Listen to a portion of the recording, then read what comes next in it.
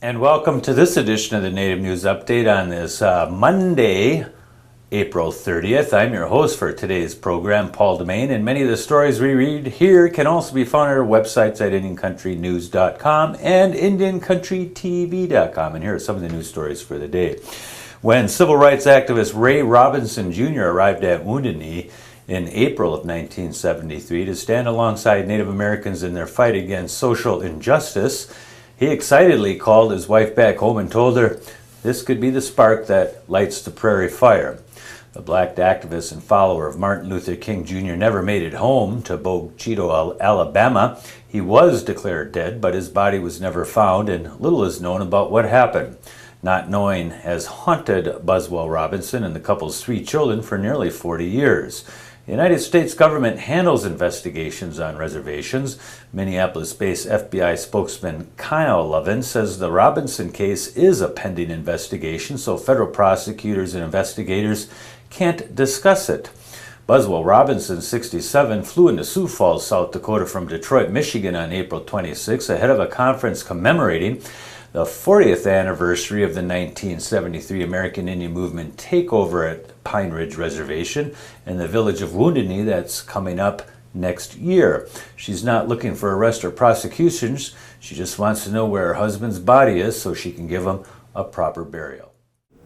This is Cheryl Buswell-Robinson. She's the widow of Harry Ray Robinson Jr., a civil rights advocate, someone who worked with Martin Luther King himself for many years. Cheryl? Yeah, I'd like to just tell you briefly about my husband. He joined the movement in 1963. He was on the one of the leaders of the Quebec Guantanamo Peace Walk. They walked through the Jim Crow South. In Albany, Georgia was where one of the big struggles took place. And at that time there were, Jim Crow laws. Blacks and whites could not walk down the same side of the street. So they went to jail on a fast. Barbara Deming, A.J. Musty, Alan Cooper. It's all detailed in Prison Notes, the book by Barbara Deming. And they went on a fast. The first fast, I think, was 22 days without food. And then they were out. They thought they had an agreement with the city officials. They didn't. They went back in the next day and stayed for another 20-odd days.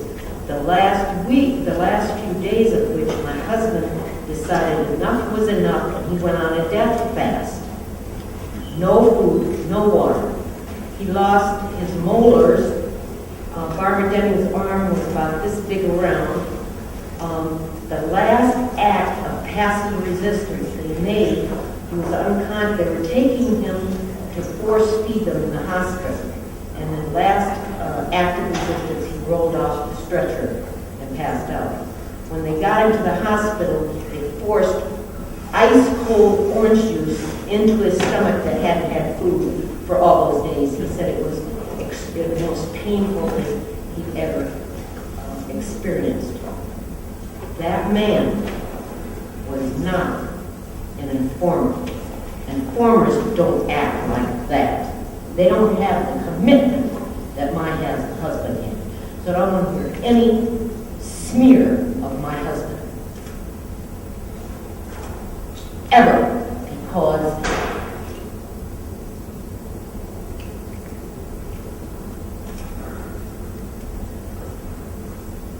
his life was the movement.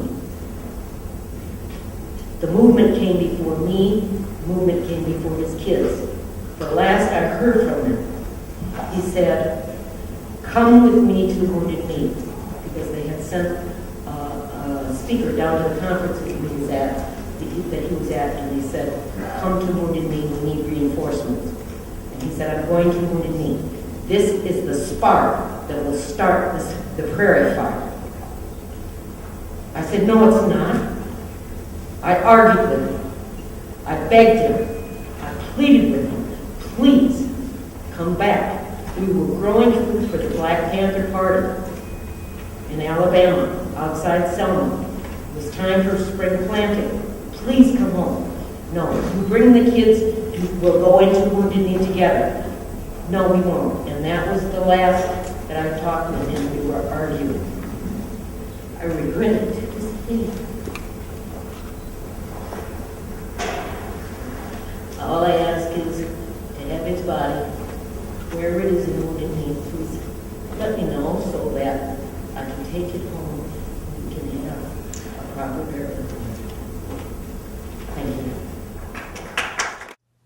Cherokee Nation Businesses has reached a separation agreement with its chief executive officer. Officials announced that Dave Stewart will be paid $2.6 million as part of the agreement, which took effect immediately. Stewart told the Tulsa World the agreement he and the Cherokee Nation Business Board of Directors reached was amicable and mutual.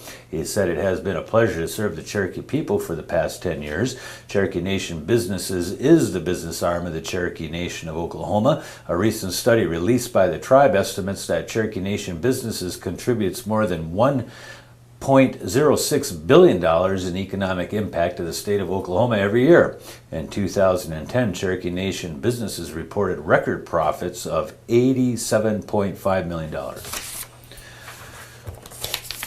A former Crow Creek tribal leader who assisted in a federal investigation that led to the ouster of a previous chairman has regained his former seat on the reservation in central South Dakota. Brandon Sazue Jr., our seniors, won the election for tribal chairman during April. He replaces Wilfred Keeble, who held the post after former chairman Duane Big Eagle was convicted last year of bribery and conspiracy. The Mitchell Daily Republic reports Big Eagle is serving a 3-year prison term after a federal jury found him guilty on 2 counts of conspiracy to bribe a tribal official and 1 count of bribery involving an agent of a tribal government. Sazue wore a wiretap to tape more than 25 conversations with Big Eagle and several other tribal officials who were involved in bribes connected to school construction work. The secret recordings were used at Big Eagle's trial. Big Eagle has spent previous terms as tribal chairman totaling nearly 20 years. Several Supreme Court justices seemed troubled last week at the thought of letting a lawsuit move forward that aims to shut down an already open tribal casino in southwestern Michigan.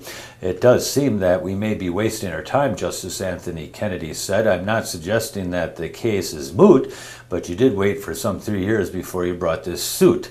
The building was built. Casino foe David Patchek sued to stop the opening of a casino by the Mujibina Shiwish Band of Potawatomi Indians, also known as the Gun Lake Tribe in Wayland Township, 20 miles south of Grand Rapids, Michigan. Patchek challenged how the government placed the land in trust for the tribe, saying that the move was illegal since the tribe had not been recognized by the government in 1934 when the Indian Reorganization Act was passed. A federal judge refused to grant Patchek's request for an emergency stay and dismissed the lawsuit, saying his complaints that the casino would change the safety and character of the area were not enough to allow his lawsuit to move forward. The number 2 official in the U.S. Department of Justice told students on a North Dakota reservation last week that it was an important day for tribal safety. That's because Deputy Attorney General James Cole's visit to Standing Rock High School came just as Congress was debating the Violence Against Women Act, the federal government's main domestic violence program. Cole says a key part of the law would expand the number of prosecutions in tribal courts. Standing Rock senior Jeremy Silva is heading to Dartmouth next year and plans to study government and possibly attend law school. He says he learned a lot of things from Cole that should help him down the road. Tribes and federal officials celebrated the completion of at least 31 tribal fishing access sites along the lower Columbia River recently, following years of collaboration to restore fishing rights to treaty tribes. Congress authorized the federal government in 1988 to establish access sites for tribes guaranteed fishing rights by treaties, but whose traditional fishing areas were flooded when the lower Columbia River dams were built. Construction of the first sites began in 1995. The last site near Dallasport, a 64-acre site about 75 miles east of Portland, Oregon, includes 8 campsites for tribal members, a boat launch and dock, restroom and shower facilities, net repair sacks, and a fish cleaning table. In addition, the site required extensive environmental restoration by workers, most of whom were Pacific Northwest tribal members. The site cost $4.8 million.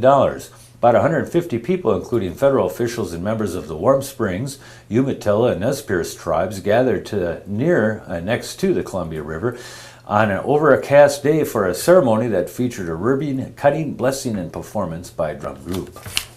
And that's going to be another roundup of news from Indian Country on this edition of the Native News Update. Thanks for joining with us, and come back again soon.